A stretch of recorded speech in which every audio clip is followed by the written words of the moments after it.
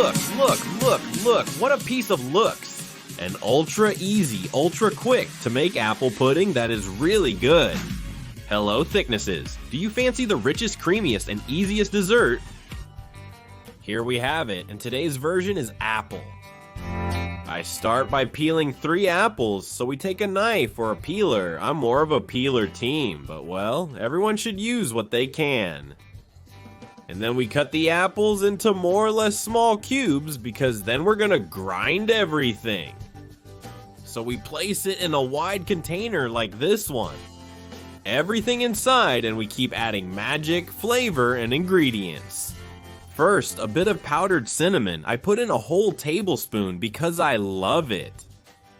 And 27.05 fluid ounces or 4 cups of milk. But if you notice, I'm gonna set some aside. I'm just gonna put enough to cover.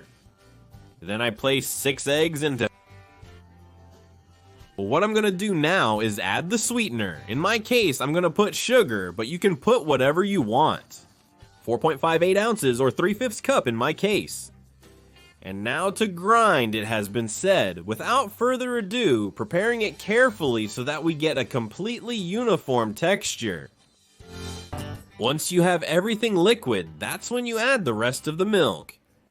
To finish with those 8 hundreds of milliliters or 4 cups that I was talking about at the beginning, if you do it with the blender on, it comes together in a jiffy and you'll have a smooth, uniform liquid that's perfect for pouring into the mold, which I recommend, although it's optional, that you grease with liquid caramel. In my case, it's a 20 by 20 centimeter mold, but you can use whatever suits you best. If you add caramel, remember to also coat the sides. And then place a utensil at the bottom so that the stream of cream doesn't hit directly against the bottom, and so your little caramel stays intact. Pour all the content inside and you have it ready. We've finished working. Now let the oven work for us. We take it to 170 degrees for about an hour. If you want Fahrenheit, it would be about 340. Yes, in the middle lower part with heat up and down. You can also make it in a water bath, but the surface is tastier and crunchier with that golden tone. If you prepare it in the oven, once it has cooled down, you take it to the fridge or refrigerator for at least 2 hours or from one day to the next.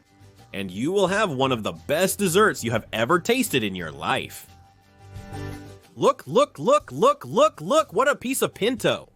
A fantastic dessert, tasty, creamy, with that golden on top and juicy. Look at it from the inside as the spoon is breaking it almost alone with its weight. Creamy, delicious, fresh.